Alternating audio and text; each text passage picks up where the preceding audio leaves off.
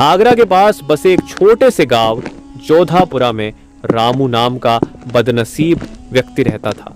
रामू के परिवार में उसके बूढ़ी माँ थी जो हमेशा बीमार रहती थी। रामू के बचपन में ही उसके पिता का स्वर्गवास हो गया था। रामू की आर्थिक स्थिति बहुत खराब थी, वो बहुत गरीब था। रामू किसी तरह दूसरों के खेतों में काम कर अपना और अपनी बूढ़ी माँ का पेट पालता था। रामू ने बचपन से बहुत परेशानियां देखी थी, परंतु उसने कभी अपने नसीब को नहीं कोसा था। रामू हमेशा सिर्फ एक ही चीज सोचता था कि आज उसका नसीब भले उसका साथ ना दे रहा हो, पर उसको भरोसा था कि अगर वो मेहनत करता रहेगा तो एक न एक दिन उसकी नसीब भी बदल जाएगा और उसकी तकदीर का दरवाजा भी खुल जाएगा। एक दिन इसी तरह रामू मोहनलाल सेठ जमींदार के खेत पर काम कर रहा था और मोहनलाल सेठ पास ही के पेड़ के नीचे बैठा हुआ था।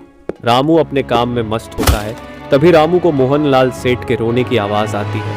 मोहनलाल को रोता देख रामू फौरन उसके पास जाता है।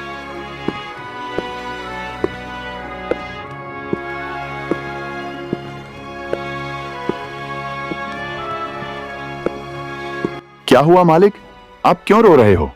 कुछ हुआ है क्या? मुझे बताइए, शायद मैं कुछ आपकी मदद कर सकूं।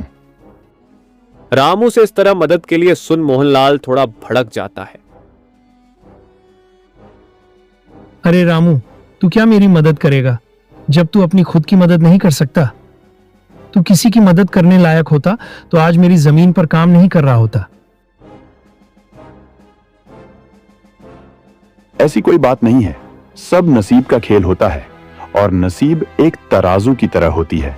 जिसकी तरफ मेहनत का वजन बढ़ेगा वो धीरे धीरे उसकी ओर झुक जाएगी। मेरा क्या है, मैं बस अपनी मेहनत पर विश्वास करता हूं। आज नहीं तो कल नसीब का तराजू मेरी तरफ भी झुकेगा और मेरे भी तकदीर का दरवाजा खुलेगा। रामू से इस तरह की बातें सुनकर मोहनलाल सेठ को बहुत प्रसन्नता होती है। क्या बात है रामू, तुझे और तेरी सोच को मेरा सलाम। इतनी मुसीबत से तू अपनी जिंदगी काट रहा है, फिर भी तू अपनी हिम्मत नहीं हारता। ऐसी कोई बात नहीं है सेठ जी, ये सब तो मेरे पिताजी की सीख का नतीजा है। मैं जब भी किसी चीज के लिए जिद करता था तब मेरे पिताजी मुझे बस एक चीज कहते थे, देख बेटा रामू, आज मेरे पास इतने पैसे नहीं है कि मैं तेरी हर इच्छा पूरी कर सकूं, पर तू मेरी ये बात याद रखना, हमारी ये जिंदगी भी किसी मौसम की तरह है। कभी बहुत धूप तो कभी बहुत ठंड, कभी बहुत वर्षा, पर तुम्हें वो एक ना एक दिन वो भी समाप्त हो ही जाएगा। बस तुम कभी हिम्मत मत हारना। अरे वाह, क्या सोच थी तुम्हारे पिताजी की, काश मैं भी उनसे मिल पाता। सेठ जी, ये सब तो बीती बातें हैं, ये सब छोड़िए और मुझे पहले ये बताइए, आप क्यों रो रहे थे? अरे रामू, अब क्या बताऊं तुझे, मैं एक बहुत बड़ी मुसीबत में फंस गया हूं। मुझे कुछ समझ नहीं आ रहा है, कैसे इस समस्या से बाहर निकलूं। क्या हुआ सेठ जी, जरा साफ साफ बताइए।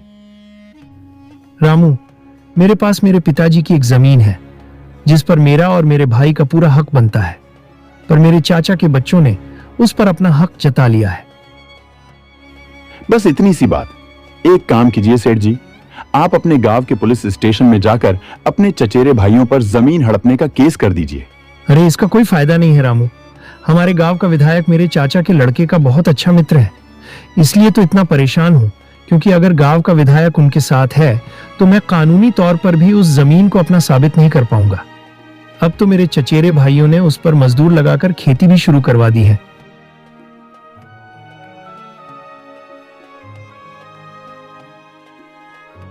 हाँ सेठ जी, आपकी ये बात तो सही है, और अगर आप कानूनी तौर पर जमीन को अपने नाम करने की सोचोगे तो शायद आपके पोते बड़े हो जाएं, पर केस चलता रहेगा। हाँ रामू, अब तू ही बता, मैं क्या करूं? वो जमीन मेरे पिताजी ने बहुत मेहनत करके ली थी, मैं किसी भी हाल में वो जमीन अपने नाम करके रहूंगा। अगर ऐसी बात है तो मेरे पास एक तरकीब है सेठ जी, जिससे आपके चचेरे भाई खुद ये जमीन आपके नाम करवा देंगे। क्या बोल रहा है रामू, जल्दी बता, मुझे भी वो तरकीब है।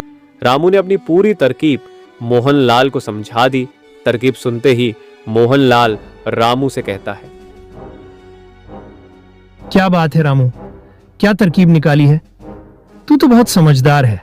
अगर तेरी ये तरकीब काम आई और मुझे मेरी जमीन वापस मिल गई तो मैं ये वादा करता हूं, अभी जिस जमीन पर तू काम कर रहा है मैं ये तेरे नाम कर दूंगा। अरे इसकी कोई जरूरत नहीं है सेठ जी, आप तो मेरे अन्नदाता हो, आपके लिए इतना करना तो मेरा फर्ज है। ठीक है रामू, कल से ही अपने इस तरकीब पर काम करना शुरू कर देना। जी सेठ जी, कल से ही मैं अपने काम पर लग जाऊंगा। दरअसल मोहनलाल सेठ रामू को प्यार से राजू बुलाता था और वह रामू से बहुत प्यार करता था। रामू भी अपनी मोहनलाल सेठ की बात बहुत मानता था। फिर क्या था, रामू फिर से अपने काम पर लग जाता है।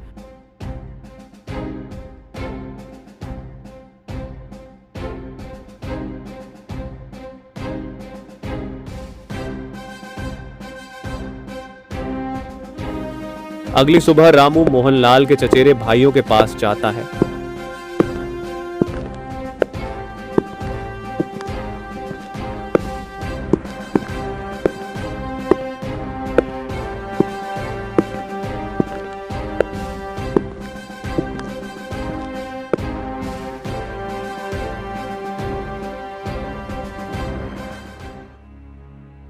नमस्कार सेठ जी, क्या मुझे आपके यहाँ कुछ काम मिल सकता है?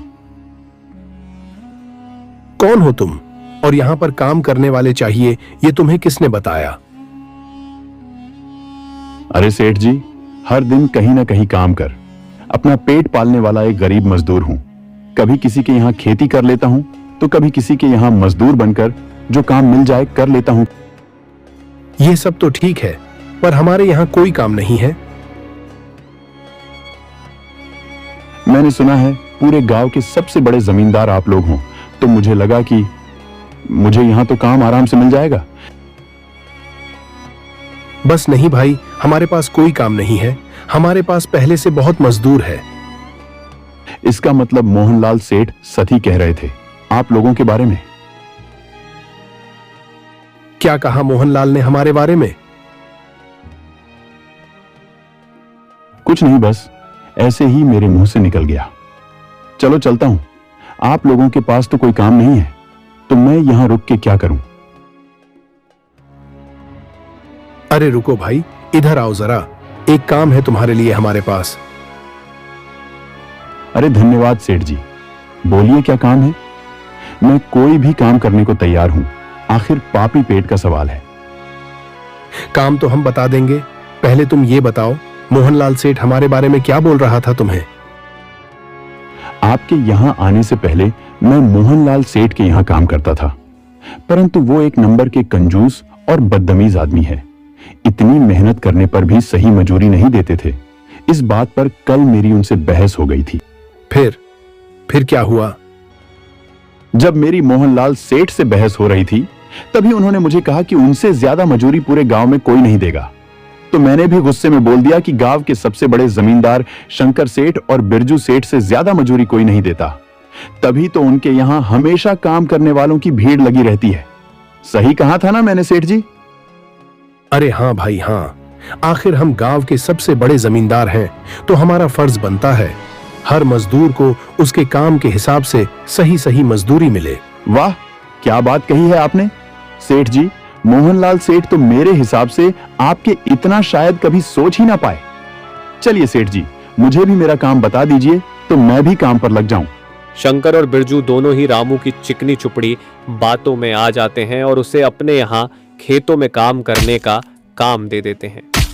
शंकर के कहते ही रामू उनके खेतों में काम करना शुरू भी कर देता है। इसी तरह कुछ दिनों तक रामू किशन और रमेश के खेतों पर काम करता है। रामू बाकी मजदूरों से ज्यादा काम करता था। वो समय से पहले आ जाता और काम पर लग जाता और सब लोगों के जाने के बाद ही जाता। रामू को इतनी मेहनत करते देख शंकर और बिरजू आपस में बात करते हैं।